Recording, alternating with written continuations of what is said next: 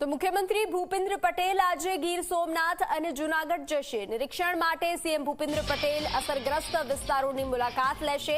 કમોસમી વરસાદથી અસરગ્રસ્ત વિસ્તારોની મુલાકાતે જશે મુખ્યમંત્રી ભૂપેન્દ્ર પટેલ। સૌથી વધુ પ્રભાવિત વિસ્તારોની મુલાકાત લેવાનો સીએમનો નિર્ણય છે।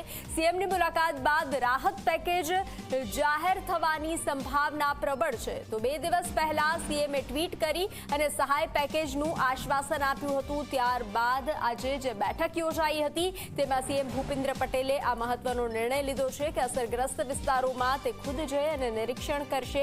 મુખ્યમંત્રી આજે ગીર સોમનાથ અને જૂનાગઢની મુલાકાતે જશે। અસરગ્રસ્ત વિસ્તારોની મુલાકાત લેશે।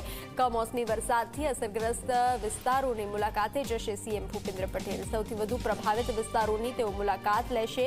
તો સીએમની મુલાકાત બાદ રાહત પેકેજ જાહેર થવાની સંભાવનાઓ પ્રબળ છે।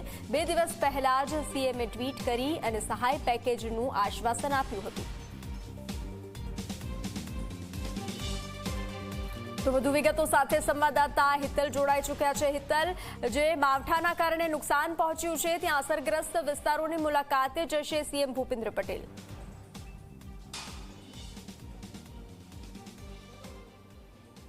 જી બંસી, ચોક્કસ એવું કહી શકાય કે મુખ્યમંત્રી ભૂપેન્દ્ર પટેલ જ્યારથી ગુજરાતમાં કમોસમી વરસાદ પડ્યો છે અને ખેડૂતોની હાલત દયનીય થઈ છે ત્યારથી સતત સંપર્કમાં છે। પહેલાં તેઓએ મંત્રીઓને જે તે વિસ્તારમાં મોકલ્યા હતા। 5 મંત્રીઓ જે તે વિસ્તારમાં ગયા હતા। હવે આજે બપોર બાદ મુખ્યમંત્રી પોતે ગીર સોમનાથ અને જૂનાગઢની મુલાકાતે જવાના છે। સ્વાભાવિક છે કે આ મુલાકાતમાં અસરગ્રસ્તોને ત્યાં મળશે અને જિલ્લા કલેક્ટર એટલે કે સ્થળ ઉપરની જે કચેરીઓ છે ત્યાં પણ બેઠકો કરવાના છે। સ્થાનિક કક્ષાએથી પણ મુખ્યમંત્રી પોતે માહિતી મેળવશે।